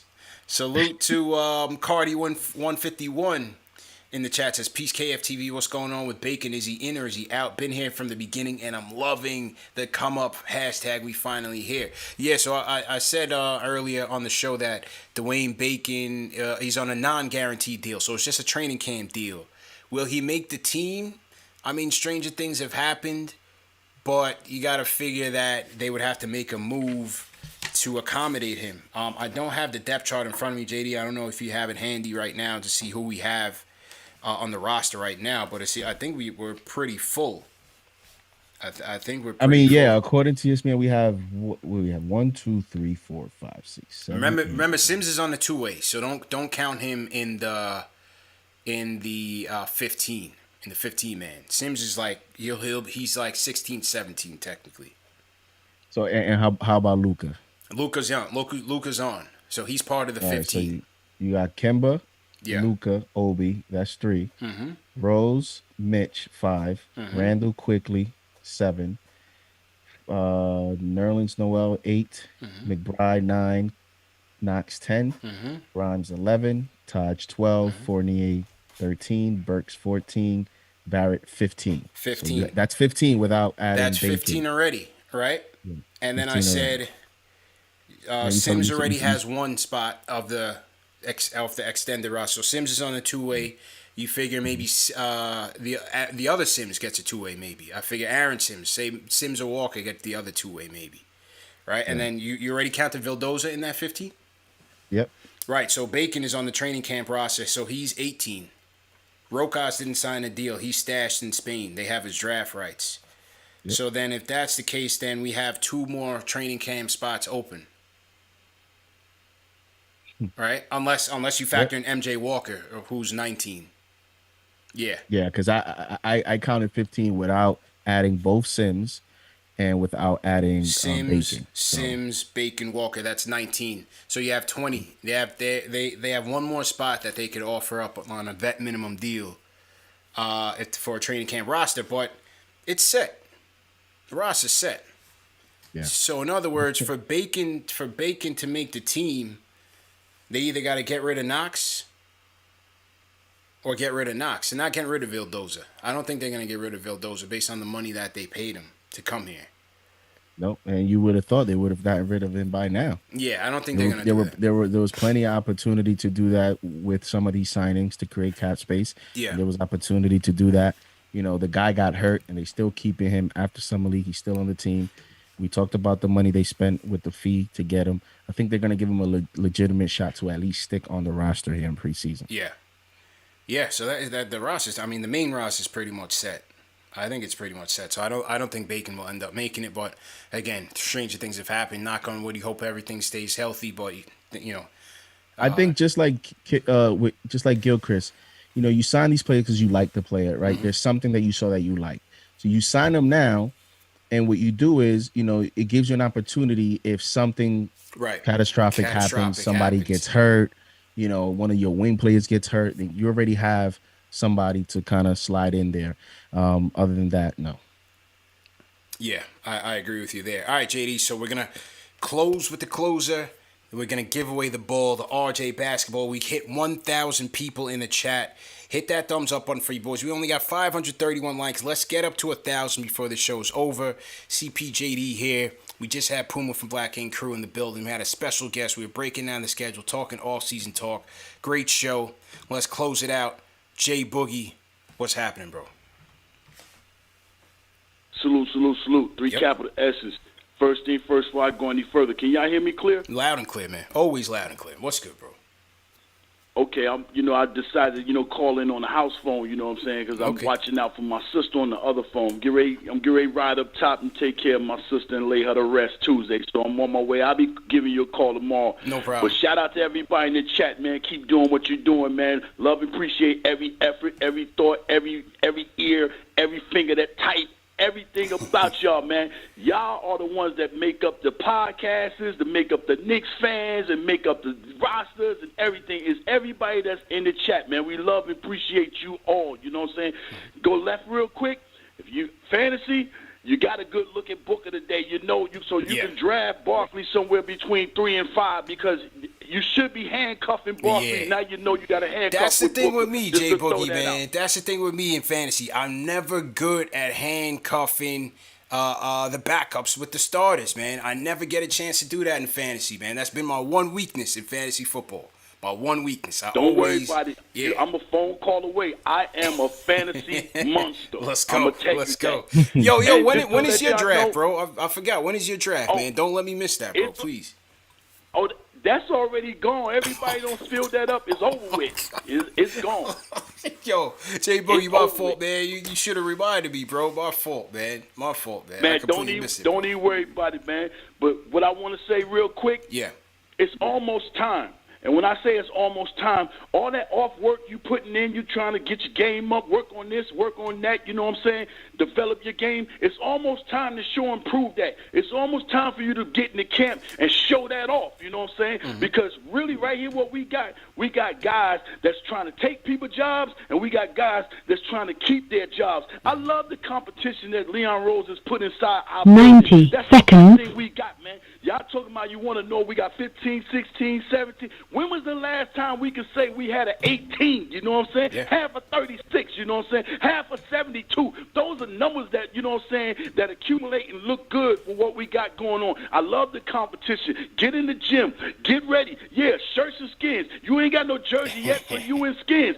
Take somebody's jersey you want to get on the court. And if you got a jersey, you trying to make sure somebody that's in skins. 60 seconds. We are completely deep. You know what I'm saying? You got Derrick Rose pushing Kimball. You got McBride pushing all three of them. You got RJ, you got Burks, you got Evan, we got all those scenarios around the 2 and the 3, you know what I'm saying? We are so deep, and then you got Obi, he pushing. You got the centers, we pushing, you know what I'm saying? And the coaching staffs, they pushing them. So I love the situation we in, man, you know what I'm saying? I can't wait for the camp to start. And yeah, they gave us our respect, gave us some games, you know what I'm saying? How we supposed to be rightfully on TV. You shouldn't have never took Christmas away from us. I don't care how bad we was playing. Ain't no Christmas better than New York City Christmas, the ice capades, the snowballs. You know what I'm saying? The fashion. You see the old ladies wearing the pea coats and hats and stuff. Ain't no city better than New York. So we back on Christmas Day, man. 10 seconds. It, man. But shout out to everybody. You know what I'm saying? Keep doing what you're doing, man.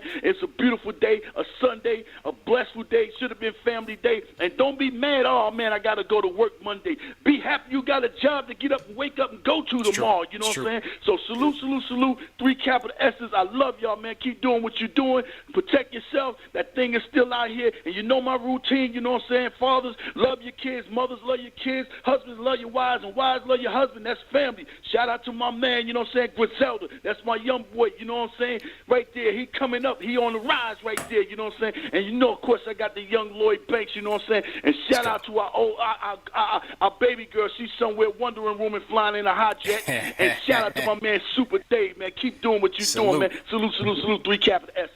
And he's out of here. Throw a 5 in the chat for Jay Boogie laying it down once again. Salute to Jay Boogie. Calling on the house phone, man. Sounded crystal clear, man. Sounded crystal clear. Let's go. Shout out to Ash. Ash is on her grind. She's on her Sports Illustrated grind. But she just hit me up tonight. She's ready to go for the season. Ready to go for the preseason. Hopefully these Knicks are ready to go, man. These Knicks are definitely ready to go.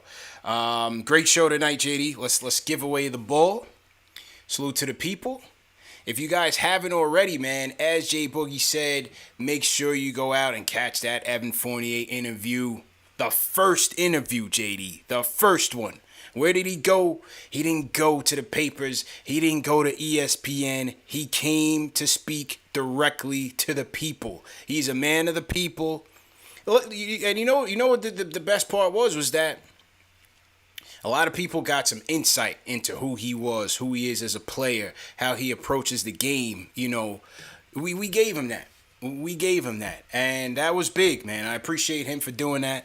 Definitely appreciate him for giving the time. Appreciate the fans for recommending KnicksFanTV for Fournier. But, to get that interview first, that was big. That was definitely big for the platform. So everybody who participated in making that happen, definitely want to shout you guys out, man, because that was a major milestone for KnicksFanTV. 100%. 100%. Absolutely, man. It was a huge. I told you privately, it was a big moment for the platform, for the brand, but also for the fans. The fans helped get KnicksFanTV to this point. And I was happy that he was able to get the opportunity on KnicksFanTV to connect with the fans. It was a live show, so it wasn't a pre-recorded thing. It was a live show, and we were able to, get some insight into a lot of great questions that you asked, in terms of what is he looking to improve in his game? What is he looking to add? The whole, even the number thing, what was his process in choosing the number? SNY's account reported that after, he said it here on KnicksFanTV. And even I thought it was actually pretty cool. Even the moment where he was looking for his headphones and, the audio thing, I thought it was pretty cool. The way that, you handled it, the way that he handled it. Those are like real moments that connect with the fans. Yeah. And I just love this insight. And he seemed genuine. He seemed honest. True. And, shout out to you, CP, man. You provided this platform, and I'm just happy that, you were able to get that opportunity, and it was well deserved. Appreciate it, man. Appreciate it. And like I said, man, it's the fans that brought it together. So as expected, we gave the fans opportunity to talk to them themselves. And you're not getting that nowhere else, man. You're not getting that on ESPN.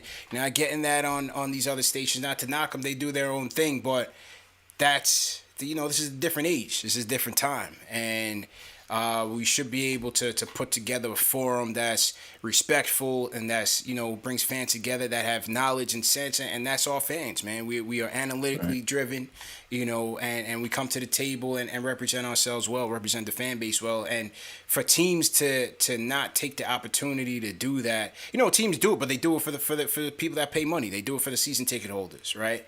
And I think there should be an opportunity for everybody to connect with their players, because it's not just money that you invest into a team. You invest in your time, your sweat equity, your emotions, all of that. So I think, everybody should get that opportunity to connect more with the team and bond more with the team. And if these teams are smarter, they continue to do so, because it only helps in marketing and promoting the brand. Yo, and it wasn't no regular interview. You coming to the Knicks interview. You coming on KnicksFanTV. Yeah. This chat could be a little bit tough on you sometimes. That's a fact. So you props to represented him. well, man. Props to him for doing that. And the last thing I'll say is one of the interesting takeaways for me in terms of things he said was, I don't know if it was Papa Left. I think it was Papa Left that asked him about. He wanted to know, what do the players really think about, this thing that people say in terms of the Knicks being a laughing stock and the Knicks not being an attractive destination and stuff, and him disagreeing, I thought was interesting in terms of, kind of validating what we have always thought in terms of the national media. They like to create these headlines. They like to create a narrative.